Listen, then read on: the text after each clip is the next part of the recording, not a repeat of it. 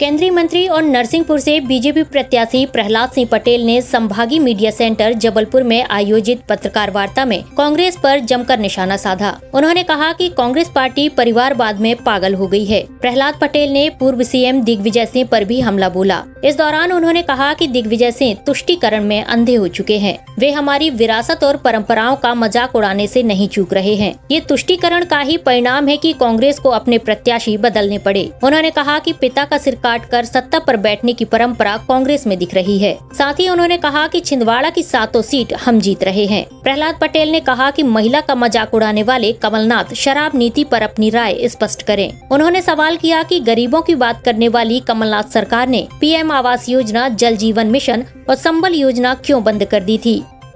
कल से आप सब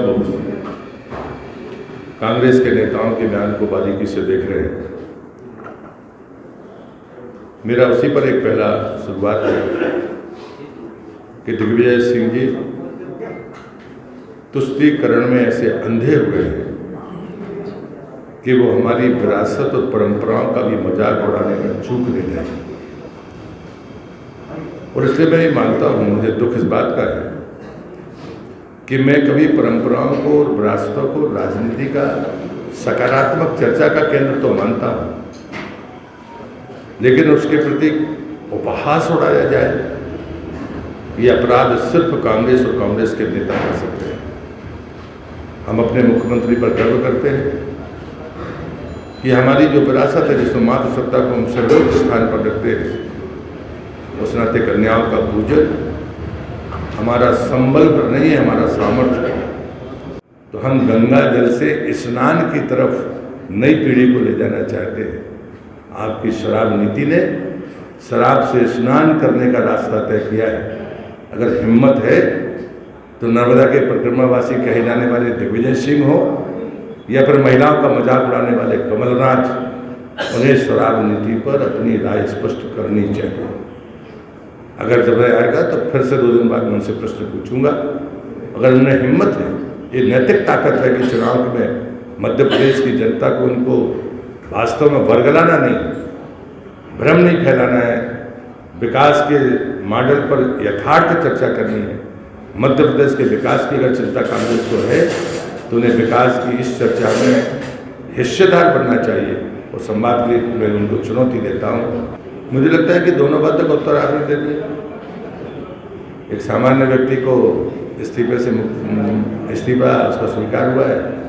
लोकतंत्र में उनके पास रास्ते हैं। अब कौन उसको उनको टिकट देगा, कौन नहीं देगा, ये हमारा सवाल नहीं है। निशाजी ज़्यादा अच्छा बता रहा है। मुझे लगता है कि मेरे घूमने से आप खुश हैं कि नहीं। मुझे पार्टी जो काम देती है वो हमें पूरी ईमानदारी से करना चाहिए। ये भारतीय जनता पार्टी ही है। कविता जी हमारे मध्य भारत के हिस्से से आती है और आप लगातार उनकी उपस्थिति जबलपुर में देख रहे हो। हमारे यहाँ भी असंतुष्ट होकर उसका ट्रांसफ़र नहीं होता, जिम्मेदारी दी जाती है और उसको बखूबी उसको पूरा किया जाता है। जो जिम्मेदारी पार्टी मुझे देती है वो उसे करता हूँ और आपसे अच्छा ज़्यादा नज़दीक से देखने वाला कोई और है भी नहीं। मैं स्वच्छता और जल जीवन मिशन का मंत्री हूँ देश का। हमने हमेशा इस बात को जिम्मेदारी के साथ कहा है।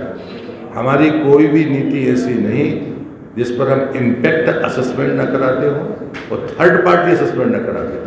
और एक आंकड़ा मैं थर्ड पार्टी असेसमेंट कर देता हूँ, वो WHO का है और यूनिसेफ का है। अगर हर घर में शौचालय हैं ऑपरेशनल और अगर हर घर में शुद्ध पीने का पानी है तो भारत जैसे देश में 4 लाख डायरिया से होने वाली मौतें बचेंगी। और जो इलाज में खर्च होता है, जो मरते नहीं हैं और ठीक हो जाते हैं, उसमें 8 लाख करोड़ की बचत होगी। ये WHO कह रहा है, यूनिसेफ कह रहा है। और फिर भारतीय जनता पार्टी की कोई भी नीति और पॉलिसी, कोई भी योजना, हम उसके थर्ड पार्टी असेसमेंट के लिए तैयार रहते हैं। जैसे जो अनुमान लगाने वाले लोग मैं उनसे विनती करता हूँ कि हमारी कोई भी योजना कोई जल्दबाजी में नहीं बनती है और हम समाज और चौथे स्तंभ से सभी से थर्ड पार्टी असेसमेंट के लिए तैयार हैं। अरे भाई साहब, कमलनाथ के छिंदवाड़ा में 7 सीटें हैं, हम 7 जीतेंगे। 3 दिसंबर को बात करेंगे। आज मेगा रोड शो कर रहे हैं कमलनाथ और परसों हम कल रात में वहीं हैं, पहले हम कर चुके हैं। वो मेगा रोड शो कर रहे हैं तो जरा 24 घंटे मैंने कहा चुनौती दी है उनको। एक सामान्य व्यक्ति की तरह वो जीवन जी के बता दे तो माने।